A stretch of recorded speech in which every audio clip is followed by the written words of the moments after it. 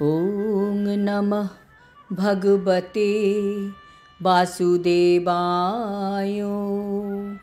শ্রীমদ্ ভগবদ গীতা তৃতীয় অধ্যায় কর্মযোগ।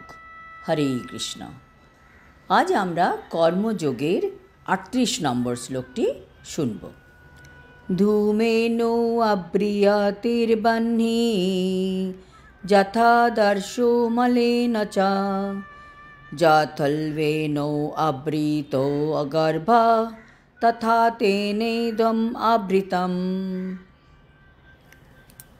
অনুবাদ: অগ্নি যেমন ধূমের দ্বারা আবৃত থাকে, দর্পণ যেমন ধুলোর দ্বারা আবৃত থাকে, অথবা গর্ভ যেমন জরায়ুর দ্বারা আবৃত থাকে, তেমনি আমাদের এই জীবাত্মা বিভিন্ন মাত্রায় এই কামের দ্বারা আবৃত থাকে।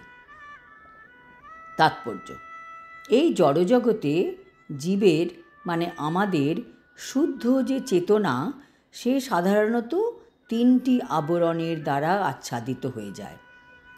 আগুন যেমন ধোঁয়ার দ্বারা আচ্ছাদিত থাকে, আয়নায় যখন ধুলো পড়ে তখন ভালো করে দেখা যায় না। আর গর্ভ যেমন জরায়ুর দ্বারা আচ্ছাদিত থাকে, আমাদের শুদ্ধ চেতনাও তেমনি কামের আবরণে আচ্ছাদিত থাকে। কামকে যখন আগুনের ধূমের সাথে তুলনা করা হয়, তখন আমরা বুঝতে পারি যে আগুন ধোঁয়ার আড়ালে থাকলেও যেমন আমরা আগুনের অস্তিত্ব বুঝতে পারি, তেমনি কামের আড়ালে থাকলেও শুদ্ধ কৃষ্ণ ভাবনা কিছু পরিমাণে উপলব্ধি করা যায়। অপরপক্ষে বলা যায়, আমাদের অন্তরে যখন কৃষ্ণ ভাবনার কিছুটা প্রকাশ পায়, তখন তার অবস্থা ঠিক ধূমাচ্ছাদিত অগ্নির মতো। আগুনের থেকেই ধোঁয়ার সৃষ্টি হয়, কিন্তু আগুন জ্বালাবার প্রথম পর্যায়ে আগুনকে দেখা যায় না, শুধু ধোঁয়াই দেখা যায়। এই স্তর হচ্ছে কৃষ্ণ ভাবনার প্রথম পর্যায়ের মতো। আয়নার ধুলো মুছে দিলে যেমন সুন্দর দেখা যায়, তেমনি আমাদের মনের আয়না পরিষ্কার করা যায় বিভিন্ন পারমার্থিক প্রক্রিয়ার মাধ্যমে। তার মধ্যে সর্বশ্রেষ্ঠ উপায় হচ্ছে নিয়মিত মহামন্ত্র জপ করা। জরায়ুর মধ্যে যেমন গর্ভ আচ্ছাদিত থাকে, সেই অবস্থায় জীব কত অসহায়। জঠরস্থ শিশু নড়াচড়া পর্যন্ত করতে পারে না। বদ্ধ জীবের অবস্থাও অনেকটা সেই রকম। জীবনের এই অবস্থাকে গাছের সাথেও তুলনা করা যেতে পারে।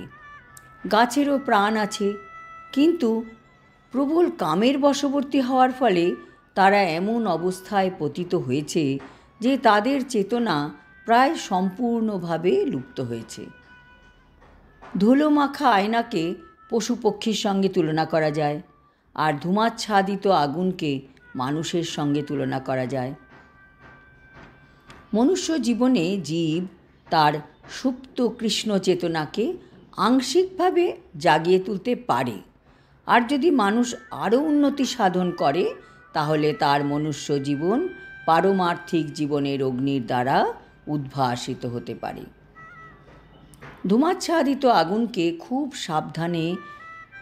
সাবধানের সঙ্গে হাওয়া দিতে থাকলে তা যেমন একসময় প্রজ্বলিত হয়ে ওঠে, তেমনি মানুষ তার অন্তরে ভগবদ্ ভক্তির আগুন জ্বালিয়ে তুলতেও পারে।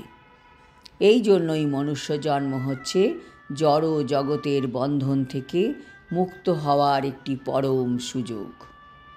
মনুষ্য জন্ম লাভ করার ফলে জীব তার চিরশত্রু কামকে জয় করতে পারে। তা একমাত্র সম্ভব যখন আমরা যথার্থ তত্ত্বাবধানে কৃষ্ণ ভাবনা অনুশীলন করতে পারব। আজ এই পর্যন্ত। হরি ওং তৎসৎ। হরে কৃষ্ণ।